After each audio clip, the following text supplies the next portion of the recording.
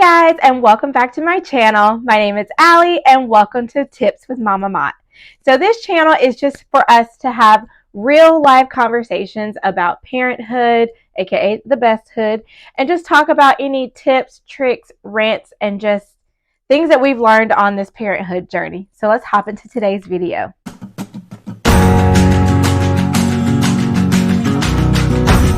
Title, you've guessed it. Today we will be discussing my birth story of my daughter Delaney, who is almost 3 years old.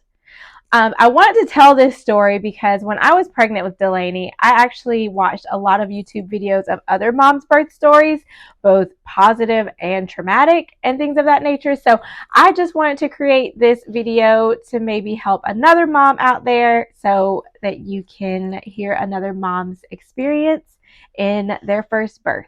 So if you see me looking down, I have the iPad here. I just jotted down notes from my memory because pregnancy brain is a real thing and it never goes away. So I wanted to just make sure that I remembered everything correctly. So, all right, so let's jump in our time machine, and we are now in 2020. So Delaney was due February 9th, 2020, and she was actually born February 10th, 2020. So my babies love to stay in there for the full 40 weeks. I don't know why. I mean, I'm blessed that I have full-term healthy babies, but you know, it's a long time in there. But nonetheless, Delaney was born February 10th, 2020. So the Friday before Delaney was born, I had my last doctor's appointment. So at that time, I was 39 weeks and 5 days, I guess. And my doctor checked me, and I was only 1 centimeter. And at this time, it was a very difficult time for my husband's side of the family, as his maternal grandfather had just passed away less than a week before. So we knew we had an upcoming funeral this weekend, and we knew it was going to be in Columbia, South Carolina. So for those who don't know, we live in Atlanta, Georgia. So Columbia is about 3 hours away or so. So not a far drive, but not, you know, just down the street. And so we asked my doctor, like, hey, do you think it would be okay for me to travel to Columbia for the funeral, being 1 centimeter? And my doctor was basically like, look, you're not having the baby tonight. But I wouldn't encourage you to go somewhere that's 3 hours away, because just in case your water breaks or you go into labor, who realistically wants to be in a car for 3 hours in labor? So made sense. Just in that moment, some people may say, like, why would you even ask that? But I mean, it was my husband's grandfather, so he really means a lot to us. So that's why we asked, and our doctor did not recommend for me to go. So we made the decision that I will stay home here in Atlanta, and my husband and LJ, our 15-year-old, my bonus daughter, would travel to Columbia for the. Okay, so where were we? Okay, so yeah, Jordan and Delaney are in Columbia, South Carolina, and I stayed behind here in Atlanta because the doctor didn't recommend me to go to the funeral. Okay, so my cousin was actually getting married that month as well, and her bridal shower was that Sunday. So I was like, okay, I can't go to the funeral, but I should be able to go to my cousin's bridal shower. It's not far from the house. I should be fine. So Sunday comes along. My mom calls me and is like, hey, are you going to the bridal shower? I'm getting dressed to head up. And I'm like, actually, I don't feel the best. I didn't feel like I was in labor, but I just didn't feel the same. It just felt like I didn't have much energy, and I just, like, my body was just telling me to sit down. So I didn't attend the bridal shower. And my mom was like, okay, well, since your husband is not here, after the bridal shower, I'm coming to your house and I'm going to stay the night with you. And I'm like, Mom, that's unnecessary. Like, I'm not in labor or anything. But if you have a Southern mom like mine, you just say, okay. Love you, Mom. But at some point, there's not a discussion. So Mom came to the house after the bridal shower, and one of my brothers actually called me and was like, hey, I'm bringing dinner to your house tonight. And I'm like, again, Okay. Wasn't really in the mood for company or whatever, but you know, again, when you have a Southern family like mine, you just say, okay. So my brother brought over pizza and wings, and we watched a movie with my mom. The entire time, really the entire day, I was having contractions, but they weren't close together. Like my contractions were like 20 minutes, 30 minutes apart, then got down to like 15 to 17 minutes apart, but they were still pretty mild, I would say. To me, they felt like just Braxton Hicks that just continued, but they just weren't strong enough. And everybody knows when you get to like a minute apart, you know, those last minute, those 5 minutes apart and below, like the 555 or whatever, that's when it's time to go to the hospital. So I was really far apart. So I was like, okay, I think I'm just having early signs of labor and things of that nature. So I just continued on about my day. My mom, brother here for dinner, and the contractions are stronger and stronger. They're getting about 15 minutes apart at this point. And I call my husband. I'm like, hey, I'm not feeling, normal. I kind of think tonight may be the night. I think it will be best if you head home from Columbia, and because I think the baby's coming, essentially. And he's like, are you sure? Like, the worst case would be like he would come home and me not really be in labor and him miss his grandfather's funeral. And we just didn't want that to happen. So talked to my sister-in-law, who is actually an amazing heaven sent labor and delivery nurse, and talked to her and kind of told her what I was going through. She let me know I was probably in early labor at this point, but if I got to the point where the contractions were unbearable, where I couldn't really breathe or concentrate, then to let them know. So at this point, it's about 10 o'clock at night. My brother's like, okay, I have to go to work in the morning. I'm going to leave. I'm like, okay, cool, bye. And then my mom's home, and my mom's like, okay, well, I'm going to go to bed. Wake me up if you need anything, that kind of thing. I'm like, okay, cool. So midnight comes around. Mind you, I still haven't been asleep, and it's hurting. And it's hurting bad. And I had to wake my mom up because it was hurting, because she could hear me moaning and things of that nature. So I did a lot of research about hypnobirthing, how to breathe during labor, kind of how to, excuse me, how to push the pain out through my breath type of thing. And I was doing a lot of that, like the cow breathing, the moo breathing, where it's like, moo, like that's what I was doing, and that woke my mom up. And so I was doing a lot of that breathing, and my mom is rubbing my back and really helping me. And it's like, do we need to call the doctor yet? And at this point, it's like 12 a.m., almost 1, and I'm like, no, not yet. I think I'm okay. Still timing them, still about 12, 13 minutes apart.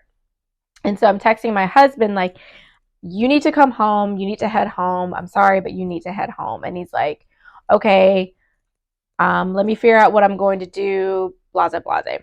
And then, long story short, my husband decided to fall asleep and said to call him if things got worse. Well, I call him. He doesn't answer the phone because he's asleep.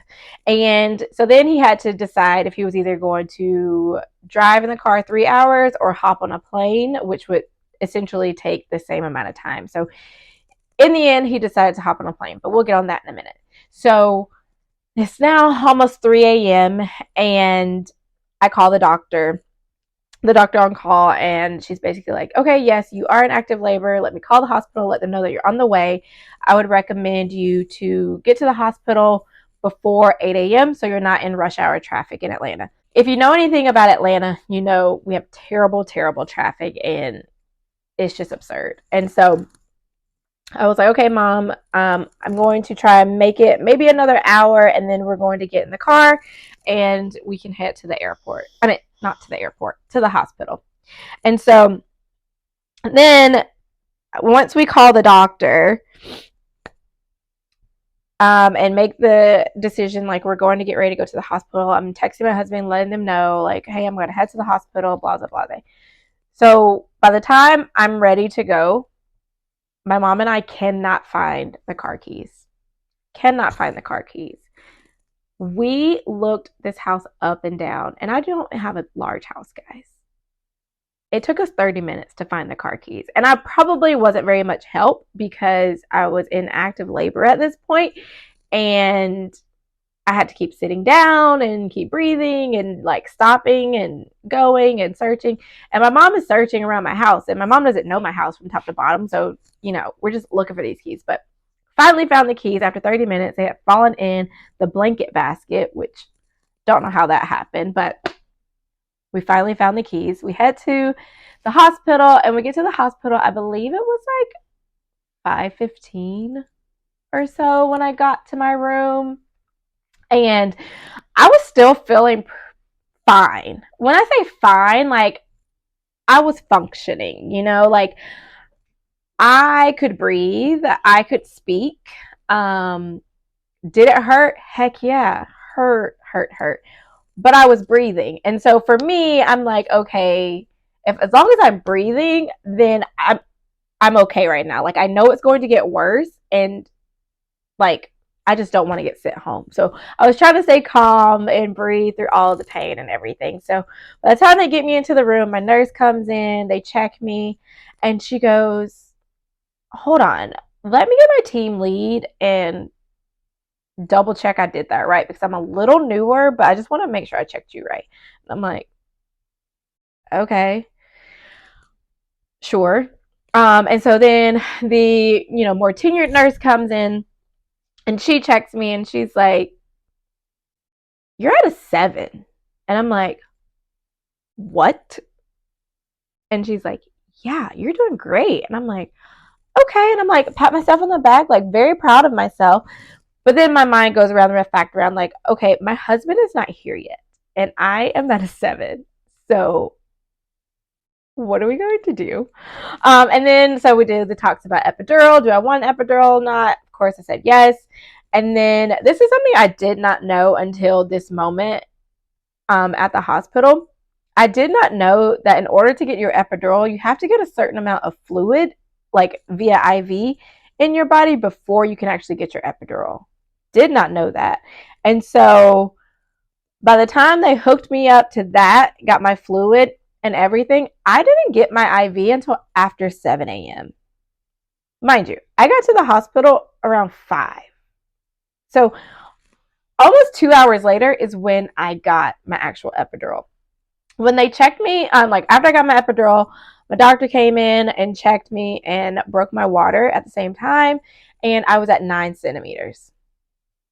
So I made it to 9 centimeters without an epidural, because at this point the epidural wasn't in effect yet. And I was very, very proud of myself, and I still am very proud of myself for doing that. I thought that, all I kept saying to myself was like, it's going to get worse, it's going to get worse. And yeah, that was awesome to hear. So then 9 centimeters, my husband finally arrives closer to almost 8 a.m. And LJ is there, and they check me a few hours later. I'm still at 9 centimeters. And then, I'm relaxing. I actually took a nap because the epidural kind of really calmed a lot of things. How much pain you feel? Nothing. No. You don't feel anything? What? Am I having a contraction? I don't know. They said epidural sometimes slow it down.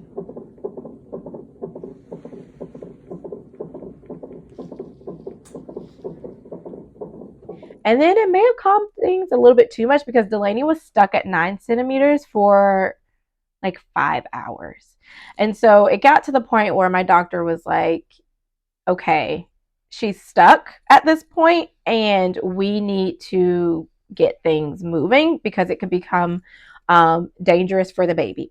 And so then that's when we had the discussion of, I may need to end up in a C-section if I don't progress to 10 centimeters within the next 2 hours. And this is no shame to people with C-sections or anything like that, but I mentally was not prepared for that. And I did go through like a mental, just fearful moment. But in the end, it worked out. My sister-in-law, like I mentioned, who's a labor delivery nurse, actually stepped out of the funeral to talk to me, to kind of calm me down and really break down kind of what was being communicated about why I would need a C-section and kind of, what were the dangers and, things of that nature. So again, my sister-in-law is an angel. I love her so much. And that was just so helpful to really be able to, one, hear it from someone that you love, but two, hear it from a medical professional, because in the moment you're like listening, but you're like not listening at the same time. And again, that's when it's really good to have a partner with you that can kind of ask questions for you, because in that moment there's so many things going through your mind. But anyways, I had then so then we were told, take me off of the epidural because Delaney's heart rate was going down and she was kind of being in distress a little bit. So wanted to see if we could naturally get to 10 centimeters. And my amazing, amazing nurse, you could tell she was a vet in the game. She came in there with this peanut ball, I think that's what it's called. And homegirl had me tossing and turning and pushing things up and down. And I don't know, but she kept asking me, are you feeling pressure in your bottom? Are you feeling pressure in your bottom? I'm like, no, I don't think so. I'm like, would I know? She's like, oh, you would know. And I'm like, I don't think I am. And again, this is my first child that I've given birth to. So I'm like, I don't think there's pressure. I don't think there's pressure or whatever. So then after I think about an hour or so, I was like, nurse, ma'am, I'm feeling that pressure. And y'all, when I say pressure, pressure. Disclaimer, this may be a little graphic. When I say pressure, it felt like a rocket was trying to come out of my butthole. Not your hoo-ha, but your butthole. And that was something that I felt like no one prepared me for out of all of the people that I know that have given birth. Like, tell your friends what it feels like. So I'm telling you, it's extreme pressure in your rectum, okay? And that basically means it's pretty much time to push, okay? So, FYI. But anyways, tell the nurse I'm feeling this pressure. All of a sudden, my doctor comes in, and I'm just like, whoo, it hurts. And then I look at my husband. I see a lot of people come in. I'm like, what's happening? And he's like, you're about to push the baby out. And I'm like, I am? And for some reason, I was still wrapped around the fact that, okay, I'm about to have a C-section. I don't know why. And he's like, no, you're about to push her out now. And I'm like, oh, okay. So did a couple practice pushes, and my stepdaughter, Jordan, LJ, she was in the room. And I was like, is LJ still in here? And they're like, yes. I'm like, get her out. This is going to scar her. She's like, I don't want to leave. But I made her get out the room because I just felt so bad. I didn't want her to see all that. And then we did a couple of practice pushes. 15 minutes later, Delaney was out. She was just so stinking cute. She actually came out with her eyes wide open and was actually turned the wrong way, like looking, is it sunny side up, I guess, when they should be looking down. Yeah. Both of my kids were born that way, FYI. But yeah, she came out with her eyes open, and I'll insert some pictures if I can of our first time meeting her and everything.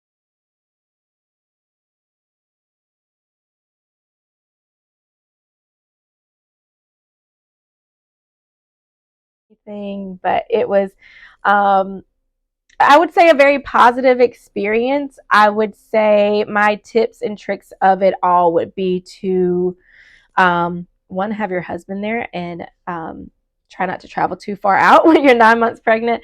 But two, be able to listen to your body, know your limits, and know what you can take and not take. And I may get a little bit of hate for this, but I think a lot of it is mind over matter. I think when it comes to labor, at some point, it's about what you can mentally handle. Obviously, it's birth. A lot of it has to do with medical, physical, but at the end of the day, we just want to bring these babies into the world, and I just don't want new moms or new pregnant moms to always think that every birth is just the worst thing ever.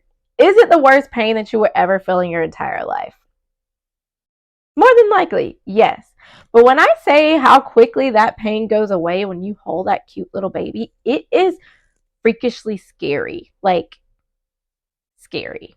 In my next birth story video, I will talk about my birth story of my son Fritz, who I gave birth to naturally on accident, because I did have such a positive experience with an epidural. I feel like I definitely wanted another one, but we'll talk about that later. But my tips would be: do your own research into hypnobirthing.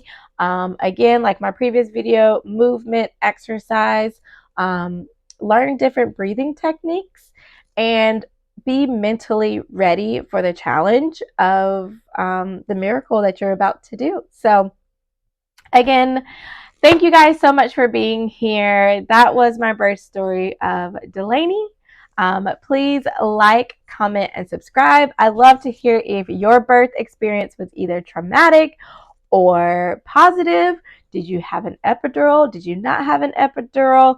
And kind of just like have some dialogue in the comments as we build this parenthood community. But thank you again for being here, and I will talk to you in the next video. Talk to you later. Bye.